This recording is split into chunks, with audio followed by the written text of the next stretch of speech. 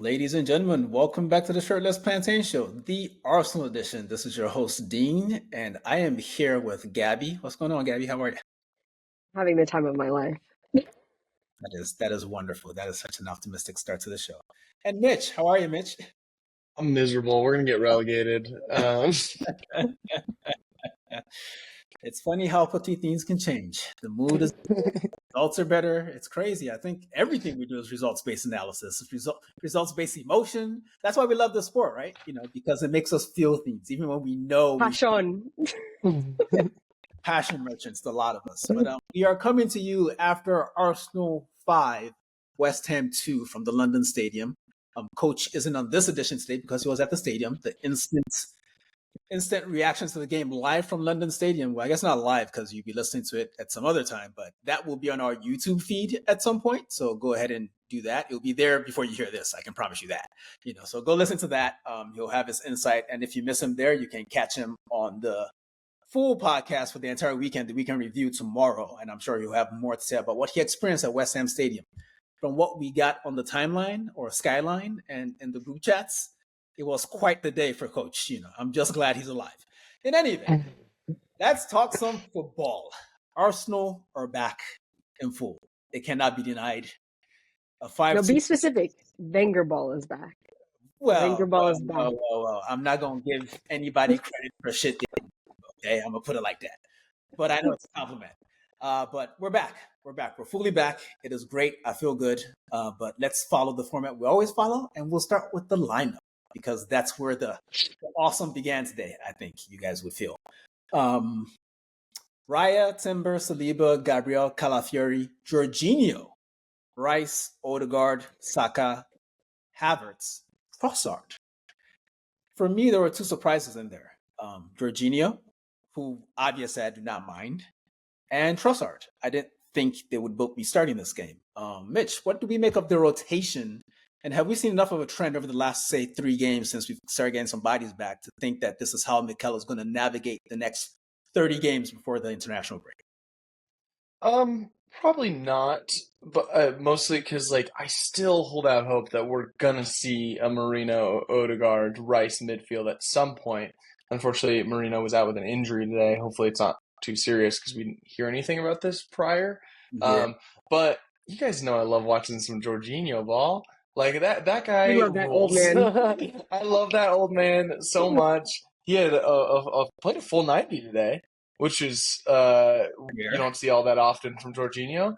And he's one of those players that's going to be a high level player until he's 40. Like he can play at a high level for as long as he wants to because he is not an athleticism based player. Like when he leaves Arsenal, he'll be like a center back in Serie A for 10 years. Just like something like that. He's just a wonderful player. I love watching him. That's what's up. Gabby, do you think Mikel was trying to send his opposing number, Julian Lopetegui, who happens to be way the fuck up in the stands? Because London Stadium was built for the Olympics. There's a track around the field. So he's way up in the stands without binoculars. So I don't even know why he came to the stadium today because he wasn't seeing shit. I know he wanted to get that earpiece out his ear, but go on. He was just yelling at no. Remember the one time, what game did Mikel miss where Carlos Cuesta at the air button and it was like, It was the City home game when he had COVID. It was like 21-22. He'll never be defeated. In any event, do you think with the inclusion of Jorginho, who we know is a keep ball merchant, and Trossard, who is allegedly a really good technical player, do you think Mikel was essentially sending a message that we're just going to out-technical these motherfuckers? Or do you think it was more based on the injuries that we noticed when the lineup came out? You had to get your one lick on Trossard, huh?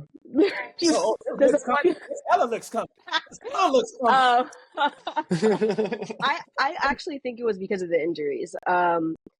Because West Ham has been going through such a poor form right now. I know it's away from home, and our away form has been not great this season, at least as it was last season.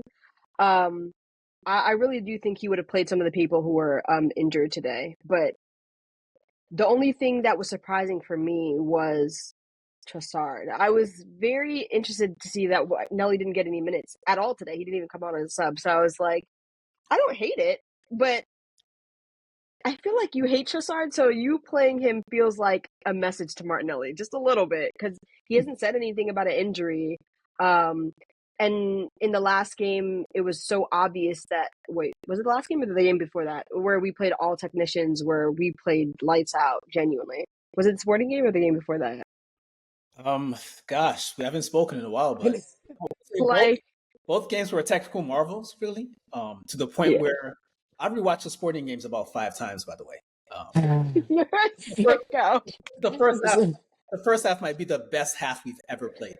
Dean's acting like me when I saw Dune 2 for the first time. Listen, Watching it all week. It's been my Thanksgiving feast. Like, fuck a turkey. I just been watching I that hear shit, that. you know. But yeah, I think you're probably right that the lineup decision was more based on injuries over any sort of message was trying to send to his fellow Basque brethren in the stands. Let's go fingers crossed that it wasn't. Amen to that. But yeah, allegedly the injuries are a knee for Marino, muscle thing for 5, and I'm guessing Martinelli was just arrested. He does even when he doesn't play well, he does a lot of tracking back to the extent that something that we saw happen today in this game would never happen if Martinelli was on the field. But we'll get there. 100%. 100%. 10 minutes in, the superiority begins to show, begins to count because it was showing from jump. We weren't creating much, but we held on to the ball. We were controlling the game. We pushed West Ham back almost immediately. It was very calm, very demure, as the kids say now. Very demure. The tempo was just like, honestly, up until maybe the first West Ham goal, I don't really even think people took their sweaters off. They were just knocking it about. It was real chill out there. But in any event, the second corner routine of the day ends up with Gabriel glancing the ball into the net. I'm supposed to go to Mitch on this one, but this is a Gabriel question, so obviously I'm going to go to Gabby. Period. And I'm wearing my Gabrielle kit today, too. You know what? I'm going to go to Mitch with this first bit, then come back to you for Gabriel. You're a hater. Be up for it. Mitch, we have a number of corner routines. You probably recognize some of them by now. Yeah. I imagine that it's really just about looking at the team and looking at where their weaknesses are, is my guess. But ultimately, from an aesthetic standpoint, which ones of our corner routines do you enjoy most? Do you like the floated ball to the back post for Gabriel, like the midweek one against Sporting? Or do you like this mirror post one better? Like, which one looks better to you? Oh, easily the like one like it was against Sporting, because that was just like a fucking dunk, like a posterizing kind of the hang time in the air is crazy. Incredible. That's the kind of one that's my favorite. But I love any goal from a corner. We this team has made me just have a real appreciation for set piece goals. Hell yeah. Tony Pulis, baby. We in here. Baby. We're Barclays men in this bitch. Now back to Gabby. Your boy Gabriel scored yet another one. During the week, we saw the Arsenal players walking into the training ground and doing these brief flash interviews. Like, what position would you play if you weren't playing your normal? He said striker. Our box-to-box striking defender scored yet again today. This is his version of leadership. When we go on these away missions, he's always available to make shit shake, whether it's stopping goals or getting goals. How do we feel about the rumors this week that we're discussing a contract extension with him? And I know what you're going to say to that, so I would just say, just go ahead and offer tribute to the Gabriel signing. We got him from Lille in 2020 for almost, I think, add-ons. The first Arteta signing, I think. Yeah, up to add-ons leading up to 27 million, perhaps, pounds. How good has this signing been, and how long do you want him to stay at Arsenal? Forever. I love that guy. I love Gabriel so much. He's genuinely my favorite player on the team, and it's not close. And also, I find it really interesting that he just quietly goes about his business sometimes. Like, the first few years that he was at Arsenal, a lot of people did not rate him, but he was also in a terrible team.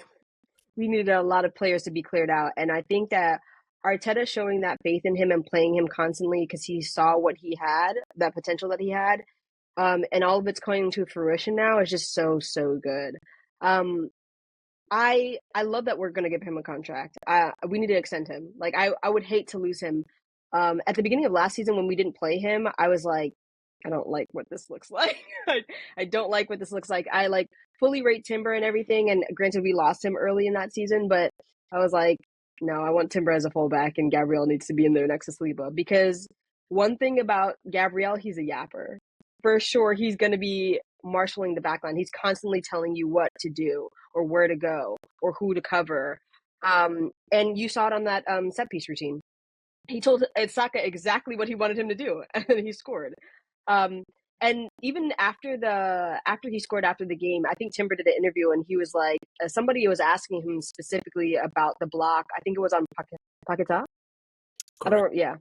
And he was like, I'm not gonna tell you our secrets, but yeah, like we knew what to do. We knew what to do. Him calling for the ball, constantly calling for the ball on those corners. I love that. I love a clutch like set piece merchant, because it's how I felt watching Sergio Ramos. Like watching Sergio Ramos on a corner is like, you just know he's gonna get the ball. Like you just know it. It's like Harry Kane from the penalty spot. Yeah. Inevitable. Also, before we go on, I will say, I think somebody needs to confirm this for me, but I think he has 3 goals away from BVD all time in the Prem. BVD has scored 20. Gabriel has scored 17. So I'm coming for that.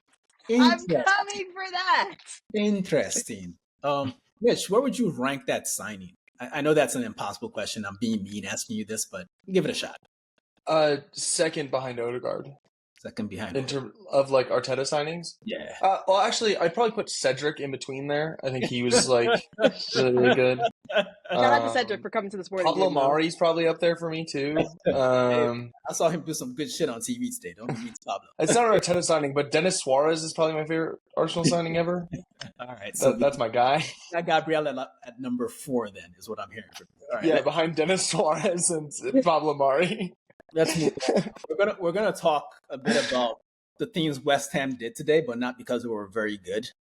At one in the 17th minute, Somerville ran through. It was clearly offsides, but it was sort of a situation that we put ourselves in. And I would like to take this as an opportunity to discuss your fellow Pleasant White, Rico California.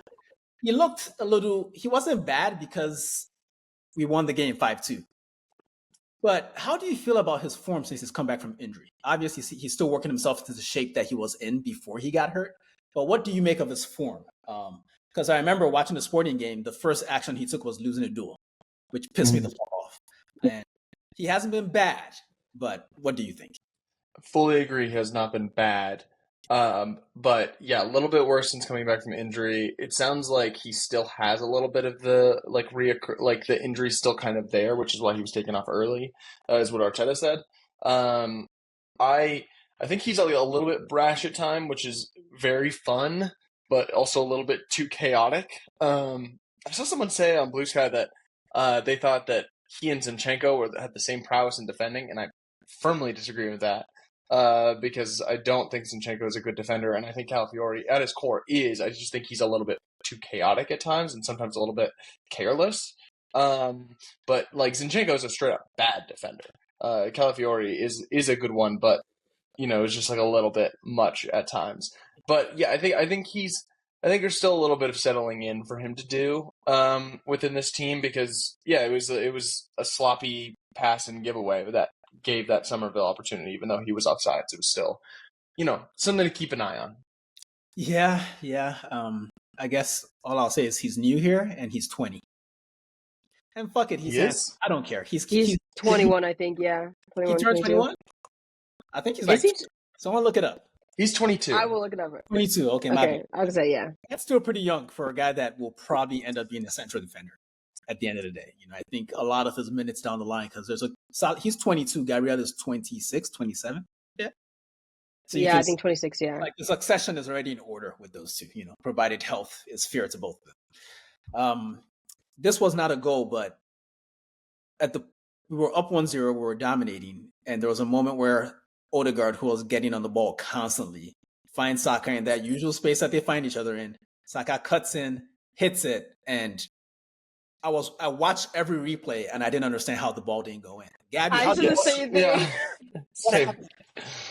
I refreshed my feed to think, I was like, is this wrong? Like, I thought it was for sure going to bowl the net, and I was like, Oh, it didn't go in. Shocking. We've seen him do that a million times, and probably 99.9% of the time it goes in. Like, genuinely. It's actually shocking to see him miss that sometimes, because that's his bread and butter, other than the roof it into the net, because that's also his bread and butter. That's how I knew it was going to be a good day, though. I said, "Oh, Saka's shooting early." Saka got a lot of bread, man, and a lot of butter. Like he's a grocery store. He HEB. Timber almost scored his version of the Gabriel goal from another corner. I can't say I saw that coming. Mitch, what do you know about Timber's spring as a jumper? I mean, he's clearly a very good athlete, but did you expect him to be one of the guys scoring corners for us? Yeah, when he was at the combine, like his 40 time, his long jump was really impressive. This is why you don't win anything, because you take them. Sorry, I'll stop being sarcastic with every single one of my answers. I don't actually. I mean, he played center back for Ajax, and he's not exactly a tall guy, so I guess it's not exactly surprising that he's got some leap to him. Because if you're under 6 foot and you're able to play center back in a European league, like, you have to be able to get up. I think it's best that he's been primarily a fullback for Arsenal because of his size. But yeah, it's nice to see other players getting in those areas. Like, as good as Gabriel is on those corners, I would love to see other players be viable options on those corners. Like, Saliba's also tall. He should maybe be an option in the box on those corners. Nah, he's just too demure. Yeah, it's beneath him. Honestly, it just is. He's waiting for those like curlers that he can hit, like he hit against Bournemouth a couple of years ago. That's exactly what I think. I genuinely think we need to start putting those short corners in there and just play it on the ground to Saliba, because he wants to kick the ball. Yeah, he wants to kick it. He's not with this whole area. It's so nasty and beastly and beneath him. Like, fuck all that.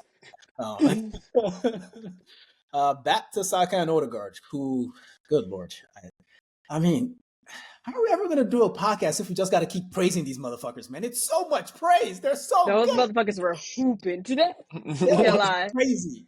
Because, I mean, you mentioned Wengerball earlier, and the second goal, the one that Trossard ended up scoring, the build-up to that goal was obscene. This is why I'm so hard on Odegaard, because I feel as if that kind of shit is in his locker all day, every day. But since you mentioned Wengerball first, Gabby, I'll let you have the privilege of describing the goal and, saying nice things about very nice people that we root for every week, 3 times a week, it seems like now. It was genuinely beautiful. I love the tiki-taka, like one-touch type of football that we play sometimes, because we don't do it often, but we also know it's in the fabric of this club. Like, it's in the DNA of Arsenal to do it. And because the last few years we've been getting away from that and been more defensively, like, strong, I guess, we're not really doing the one-touch flick type of, like, flair, and it's been working technically, but I missed it a lot. And the fact that it's coming back now this season, I love it. I love it so much. Like, it's just so peak. You just know you're watching Arsenal when you're watching it. Yeah. It gives me the feeling in my chest. I think it went from, what was it? Odegaard, Saka, Trossard. It was Odegaard 1-2. The 2 was the chip pass into the box. Saka squares it across. Havertz almost got there. Almost gets it in, and Trossard taps it in. And it's just lovely. It's just lovely. Like, I love to see that. And I can always tell when our players are playing with joy.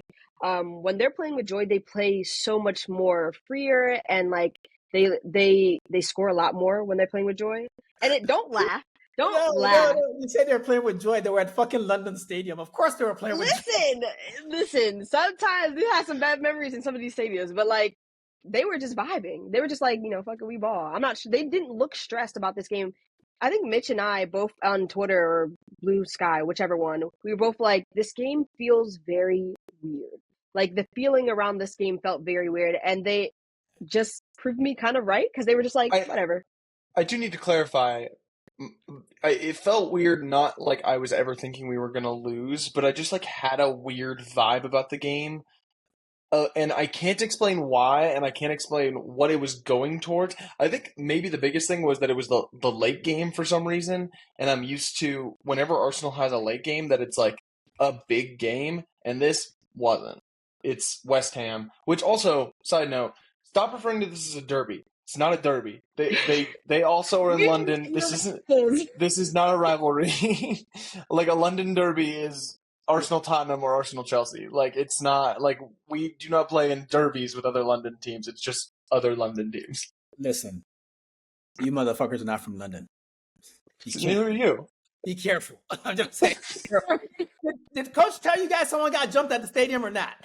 Yes, he I was did. trying not to laugh when Mitch was talking because I just saw that video. I'm so sorry. Like, y'all be careful out in London. I can't back you up out in London. You know, if you come down and saying you want to talk your shit, I got your back. But elsewhere, I don't know, guys. I don't know. I don't know what it is. That's probably why they keep booing their captain, but whatever, I guess. It's deep. That's loser behavior. Fucking loser behavior. Anyway, Bukayo is now on Thierry Henry's neck. 10 assists in 13 games. So he now has 25 games to get 11 assists to break Thierry Henry's record of 20. Mitch, will you do it? Yes, 100% he will. He will not beat Thierry Henry's goals and assists that season, of which it was 44, which is fucking crazy. 20 assists, 24 goals. Saka will not get there, but I think he will break the assist record, which would be rad as hell. That'd be awesome. 100%. Yeah, I'd love that. I'd love that. This guy is better than Giroud. That ass. It's true. This is very true. We say that with all respect to the handsome one. You know, like, no, we do not. No respect whatsoever. Respect. Fuck that. Penalty in the 33rd minute. Saka basically slaloms into the box. I think he's taking on like 3 people. All I know is that at the end of it, Lucas Paqueta kicks him. He goes down. He puts a little sauce on it, you know, but it is a penalty. Not very controversial, if you ask me. He should get an assist. Sometimes you got to embellish. Yeah, just to make sure that they know. But yeah, it was very clearly a penalty. Odegaard ended up taking this off Saka. Any surprise about that, Gabby? Did you expect Saka? I was actually surprised about that. Saka said after the game he was just like, sometimes like he gives me the ball all the time, so it's okay for me to give him the ball, and I was like, fair. I love that. And I think Odegaard's already scored this season, so it wasn't kind of like a pity pen that we gave to like Kai, but it was just kind of like, I guess you're getting back into it. You just came back from injury. You're hooping right now. Like, do your thing. And I respect that. I love that. I like the way he said that. You know, he gives me them all the time. Like, he didn't just take it at Chelsea one day. Like, you know what? Fuck it. I'm doing this now. Yeah. Like, he took that from everyone, and no one ever argued with him again, you know. So I guess it's very sweet that I love this team. I love these boys. Family. They're very nice. We got Dean feeling all sentimental and shit. This is great. Jeremiah, your little thug shit. Wipe with you at Cape. But Odegaard tucked it to the bottom right of Fabianski. His impact since he's been back has been pretty remarkable, and it almost feels as if he's improving by the appearance. Mitch, is this the best Odegaard we've seen already? Ooh. I don't know. He's cooking right now, but like I don't know if he's cooking any more than we've seen before from him. Like this is pretty par for the course. Like he was one of our best players last year and the year before. I think that we've kind of seen this before in terms of just like. But has he ever been this dominant? Like it feels. I was gonna say I think that 2 years ago, Odegaard by his numbers were better, obviously, but I think this iteration of Odegaard is better. He just controls the game more. He puts his stamp on the game, and I love a midfielder that doesn't treat the ball like a bomb. Like he wants the ball at all times, and he is such a metronome in there. He keeps the team ticking so much, and it's not just on the ball; it's off the ball too. But she's really putting an emphasis on the ball now. You go here, I'll get the ball and I'll get it to you. Like it just looks really nice. I think the great thing about him and Saka is that neither one of them are staying stagnant. Is they are both improving together and have just created one of the best duos in the world. Like regardless of positions or anything, just like the best two players that play next to each other and how they combine and how like there was a rare moment in the second half where an Odegaard pass went to a place where Saka wasn't supposed to be, and it was a weird sight because usually they're just such on the same page. It's like Odegaard just knows where Saka's going to be 2 steps before he's going to be there. kind of thing. And the two of them just keep improving at this dramatic pace, and they're two of the best players in the world. We're so blessed to have them, and they're the reason we're going to win the league. Inshallah. This is why Odegaardism is stupid to you fans who think of that. Don't do the nonsense today, dude. Don't do the nonsense today, dude. Don't do it. All right. I've made my point. I've made my point severally. Nobody wins when the family feuds. All right. I love Odegaard. I just hold him to a very, very high standard. He's really that good. So when he does shit that's beneath him, I'm very confused and I'm very angry. I just feel like he should never mess anything up. He's really good. Like, he's really, really fucking good. That's really where I'm at. Granted, a couple years ago, we could have had Buendia instead of Odegaard, so thank the Lord for that. They wanted James Madison to come and cut roast at Arsenal. Hey, Mogbe Modaron. Husam Arawa would be doing the same thing right now. Husam Arawa would be this good. I can't lie, that was my boy for a while. I think with Hosam, like, the talent was there. He just fell off the path, but the talent was there. I'll give him that. Buendia and Madison, fuck them dudes. Anyway, almost immediately after Odegaard puts this away, I'm like writing notes. All of a sudden, Trossard plays a beautiful backspin pass in behind West Ham's defense. Kai runs onto it. I swear to God, if he had rounded the keeper, I would have fucking spontaneously combusted in my living room, man. But he cares about my eternal spirit and soul. So that's just it's very simple. Real gentle. Like, that's your boy Gabby. What'd you make of his overall performance today? Because it's weird. He makes this impact in that he's scoring goals, but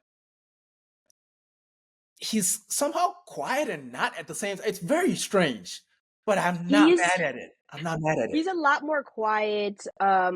I feel like recently when he's been playing with Trossard, which is funny because I thought their relationship was a lot stronger than him and Martinelli's. But because this thing that Arteta is doing where he's technically playing as the false nine, but he's dropping deep to like overload the midfield and Trossard's going to be the one farther forward.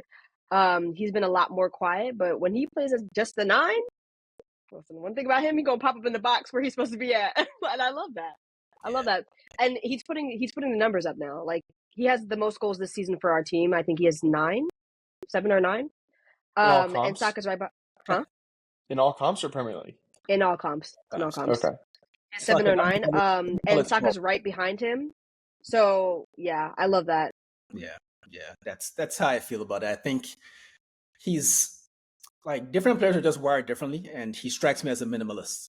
Like, he has such wonderful technique. He has such work rate. He has such an engine.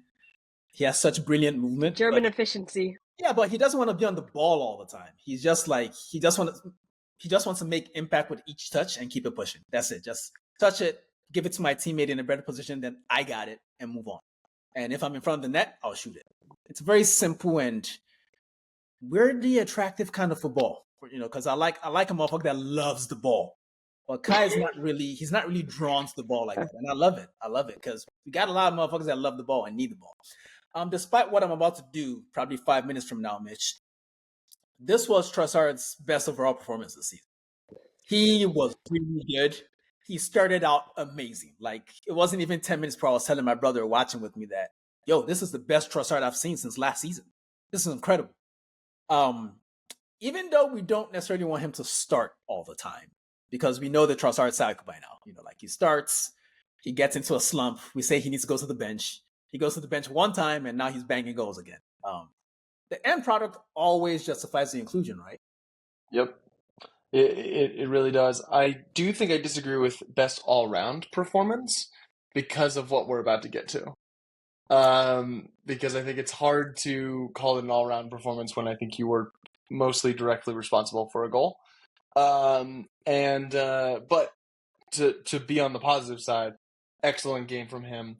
I do think just like our left side needs some work. Like, we've been saying this for years at this point. Mm-hmm. But also it's maybe a little unfair to compare them to like the greatness that our right side keeps providing. To be fair, it needs a little sprinkle of Mikel Moreno, but we shall see. There's that part. I do think it'll get better, but there's also a part of me that's like, I'm not complaining about one department of the team after 2 5 5'1", 5'2". It's Completely hard. fair. Completely fair. There's also the argument that our right side, which is arguably the best one in the world, whether it's Timber or White underpinning those two, Odegaard and Saka. Like, why wouldn't you want to play there? That's where we're going to play all the time if we can. If teams let us, we'll want to go through there 90% of the time, if they let us, because they're that good.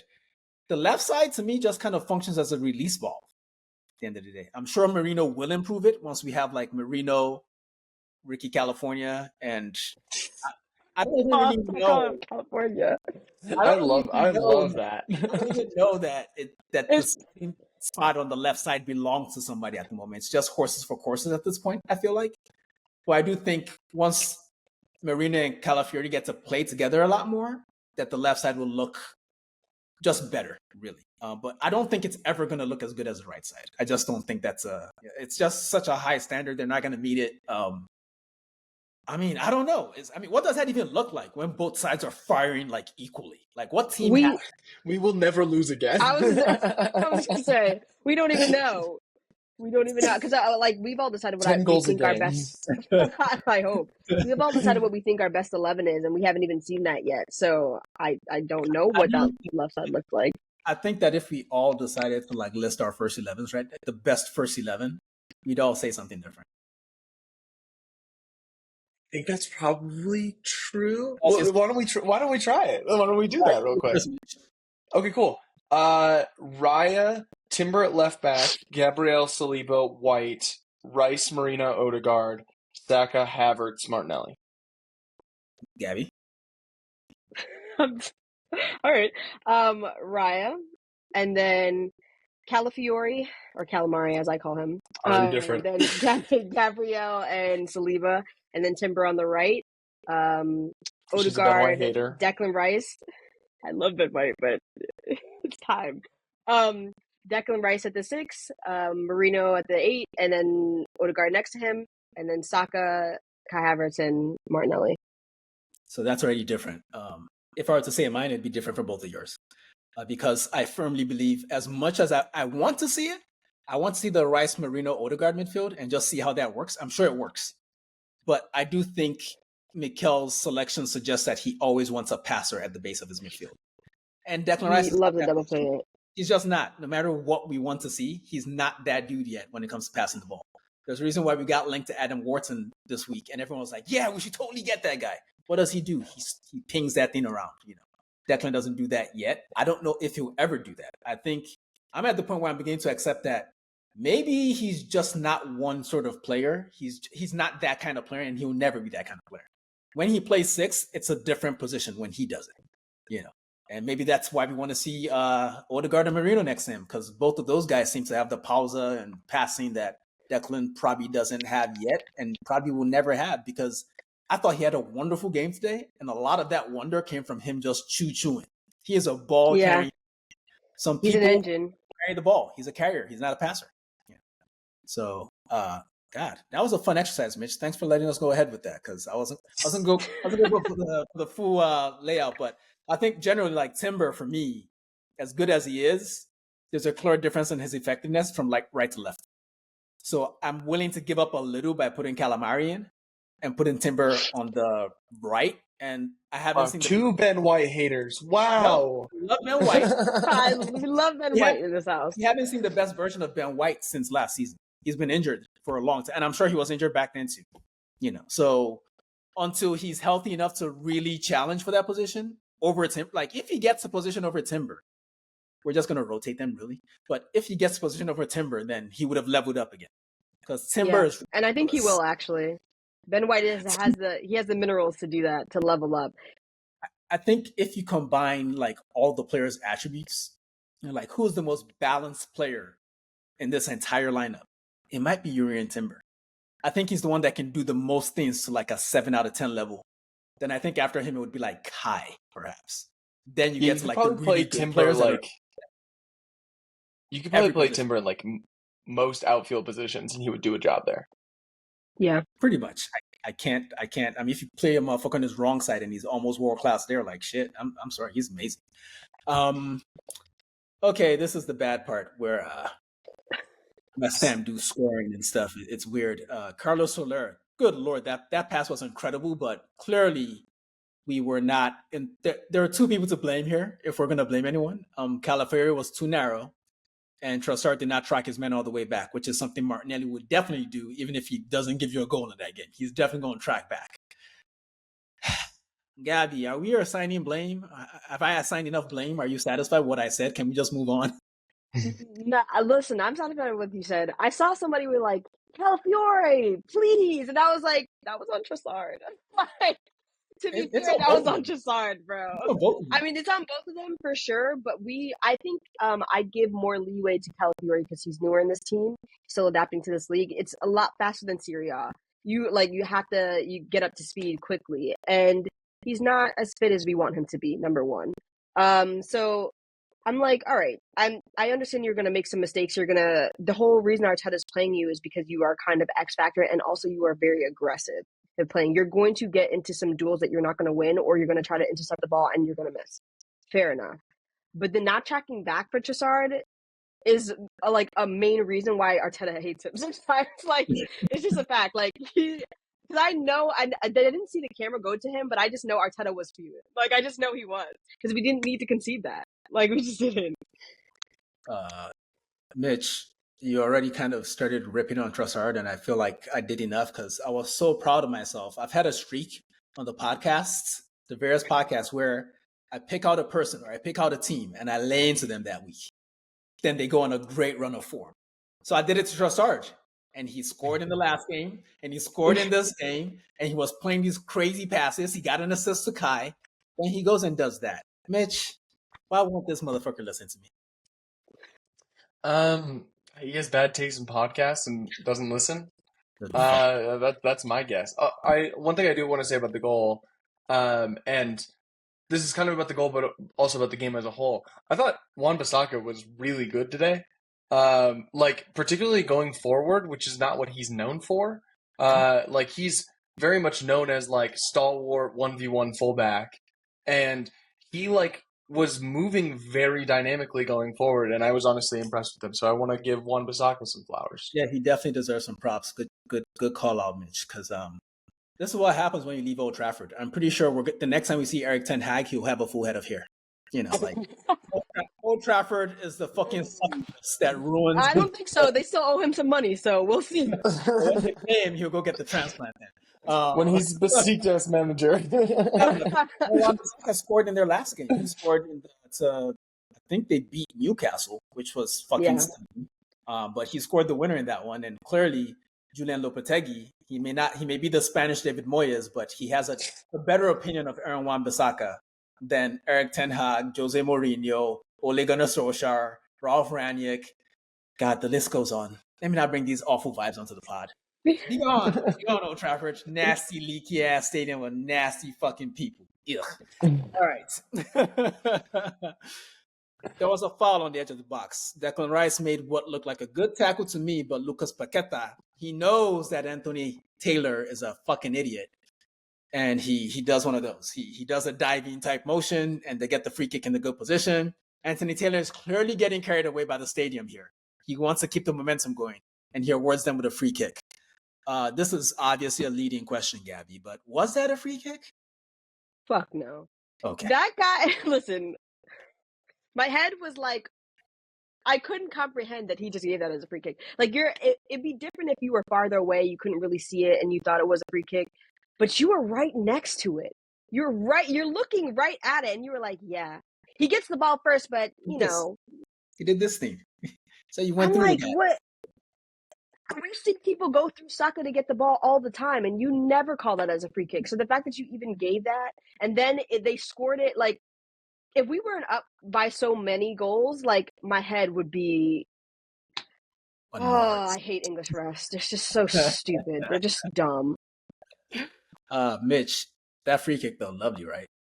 Oh, my God. Incredible free kick. But also, it was, like, at such a weird time in the match where I was just like, what the fuck is going on? Just, of course you score that. Right. Did any fears come in? Did you think we conceded so quickly back to back? is this going to be a problem? Did you feel weird because you guys both tweeted about or Skyline or Skeeted or whatever the fuck it is about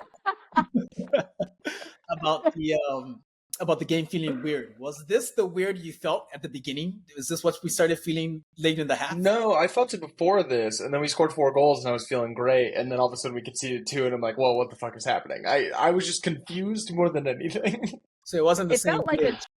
no, it just felt like a training exercise, honestly. Like where you're just like doing whatever. If you're the match sharpness that I'm used to with Arsenal was just a little bit off today. And I don't know if it was particularly about the personnel or what, but it was just like we don't feel like really, really on it. We want to score goals, but defensively just look a little bit, I don't know, like lackadaisical, I guess.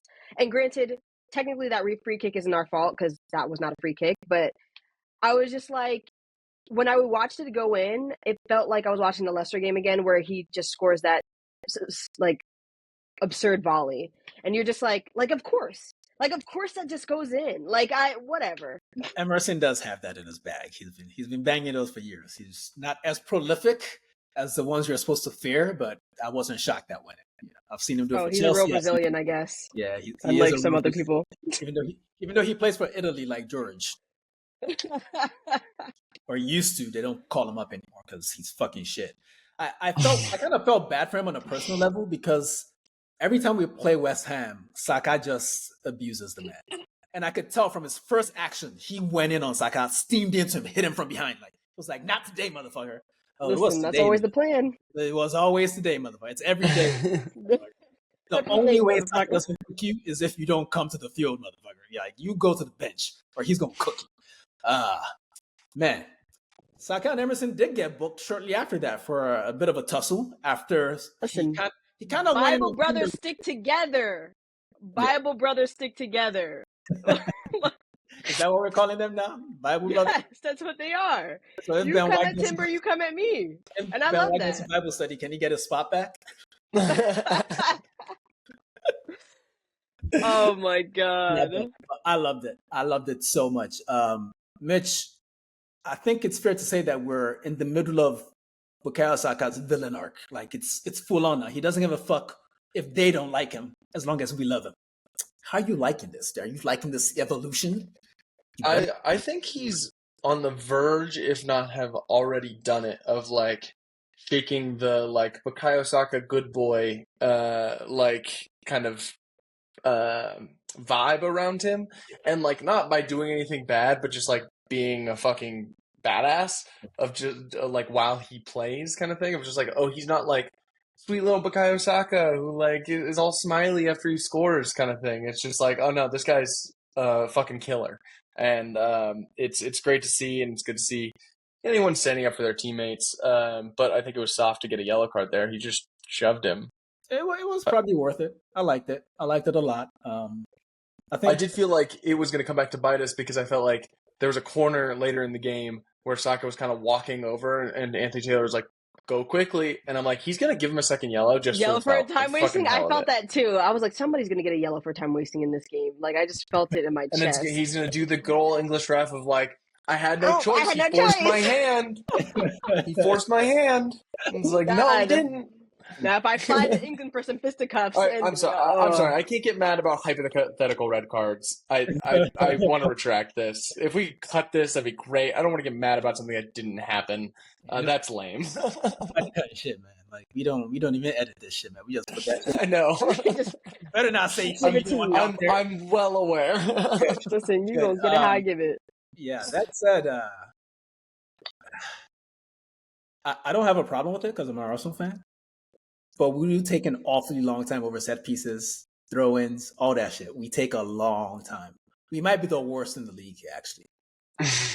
Like we're a team of shithousers.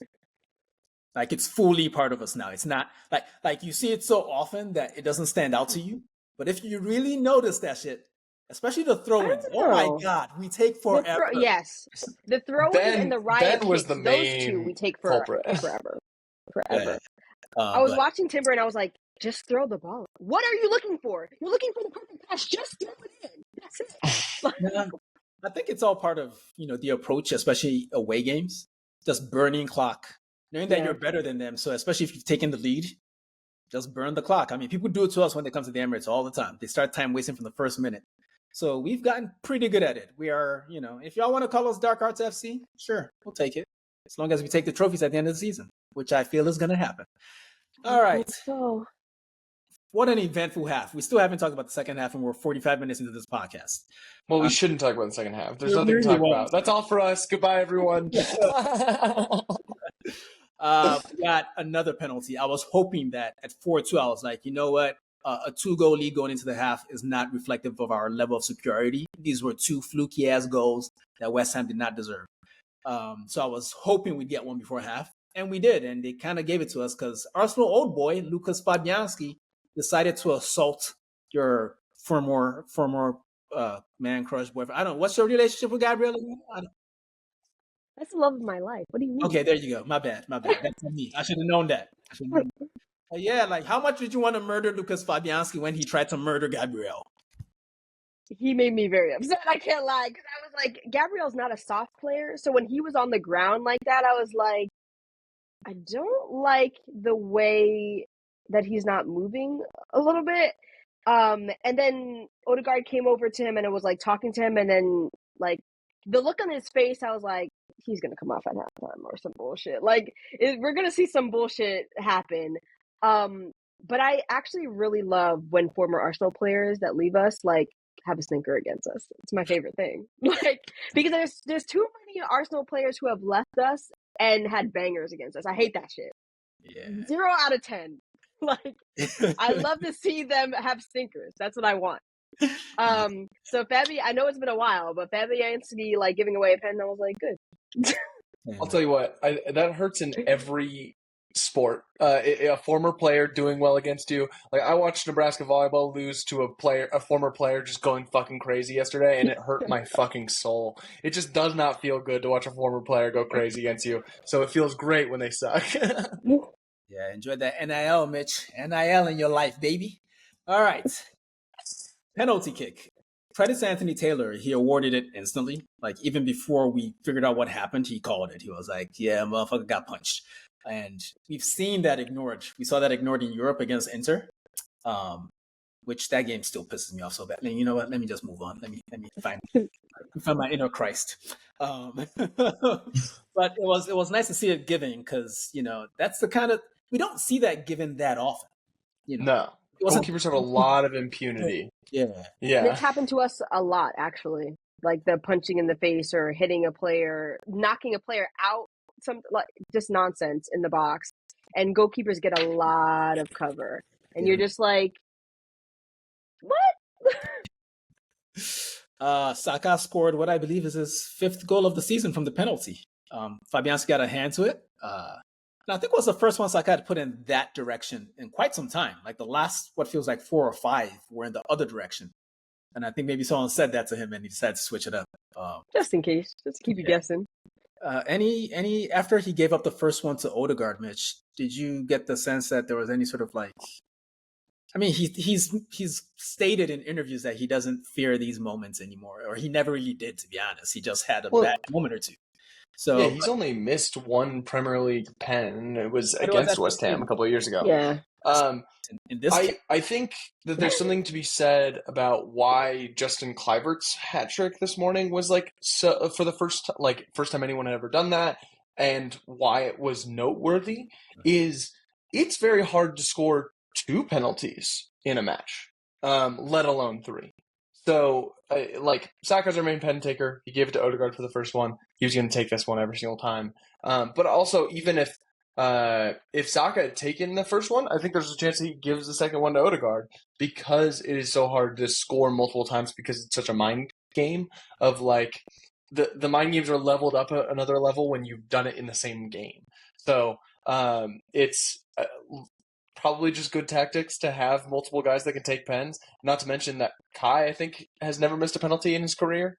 We have multiple guys that we know can step up regardless of who's on the field to take a penalty, and we'll probably put it away.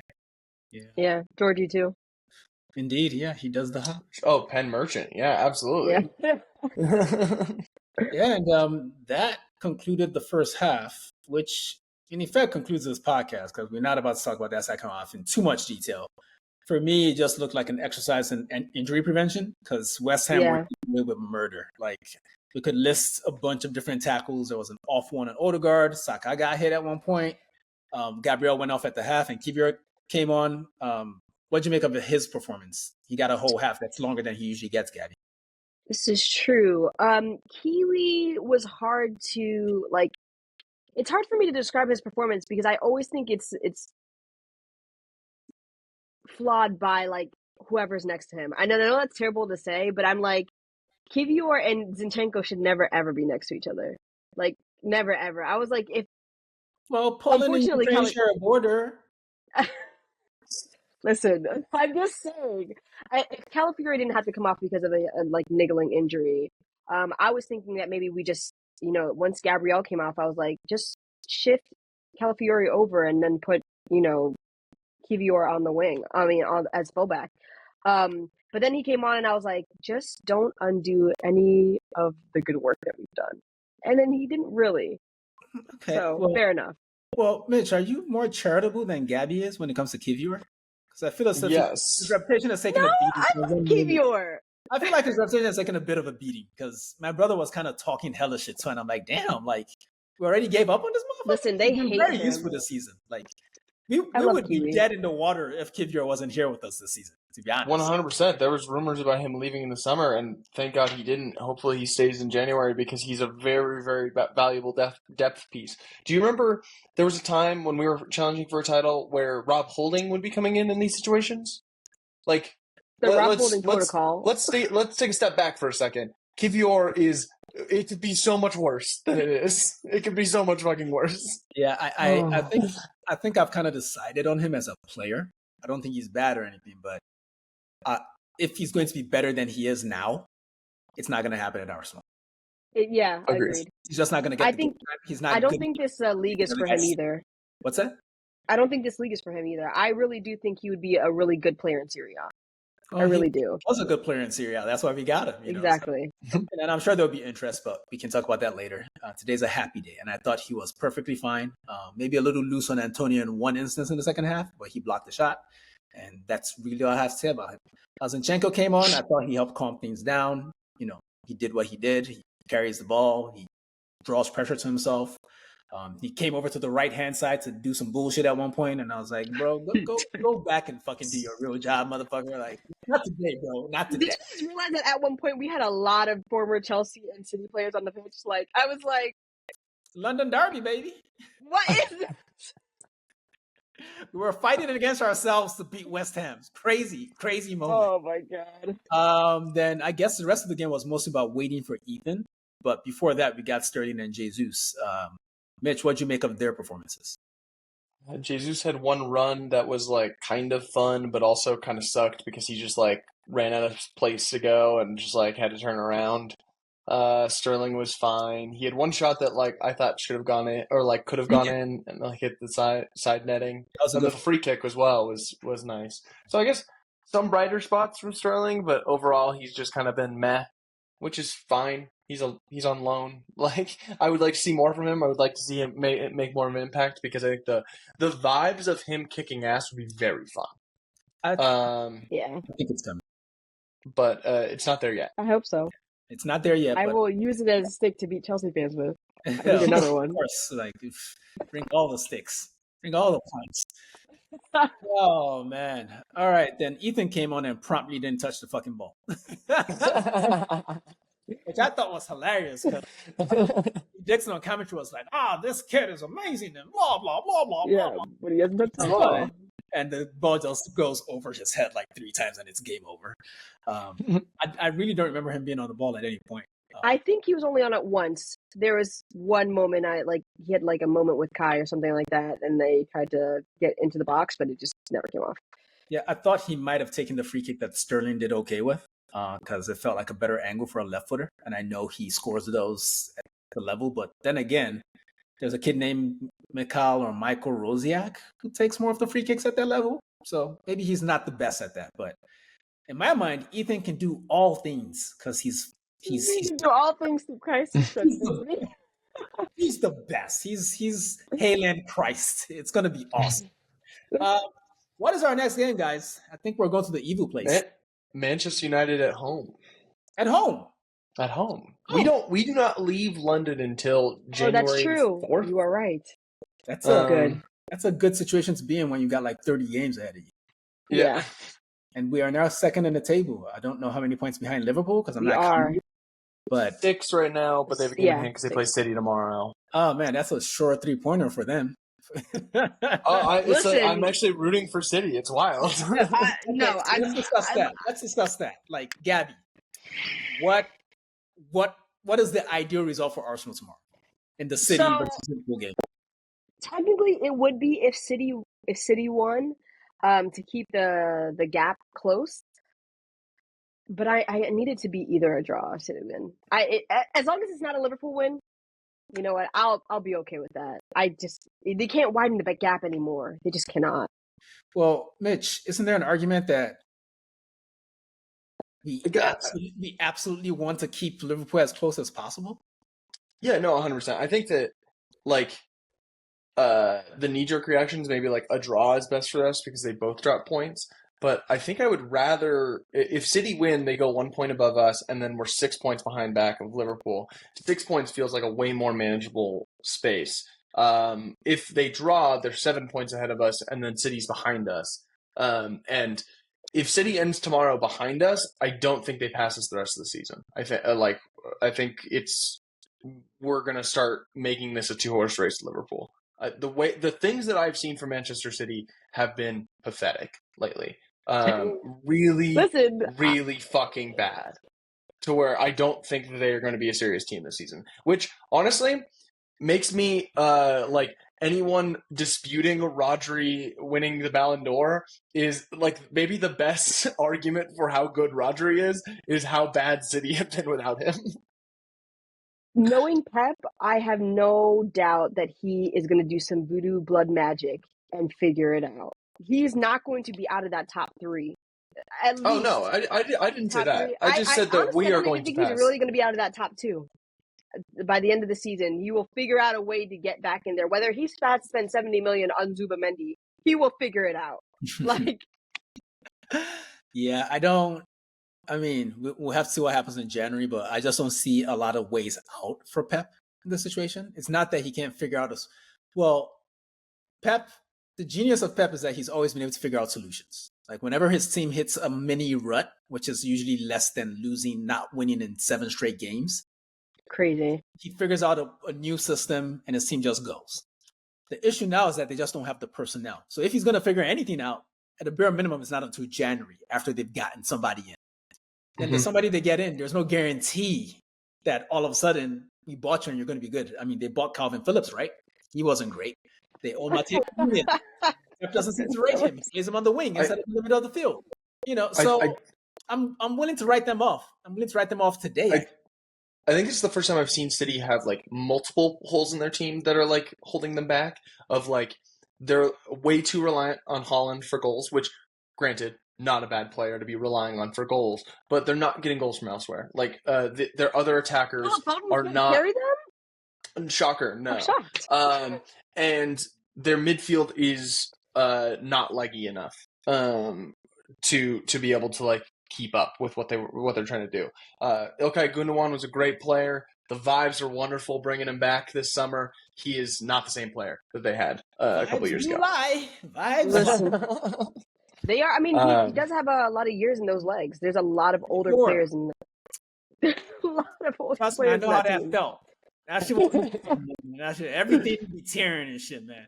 Anyway, like look at the side.